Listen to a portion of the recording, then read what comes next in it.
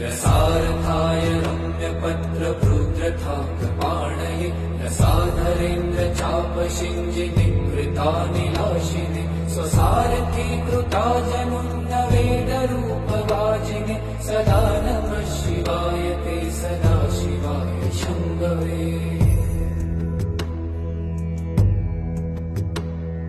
अतिप्रगल्भ वीरभद्रसिंहनाद गर्जित श्रुतिप्रभीत दक्षयाग भोगिनाथ सद्मना गतिप्रदाय गर्जिताखिल प्रपञ्च साक्षिणे सदा नमः शिवाय ते सदा शिवाय शम्भवे।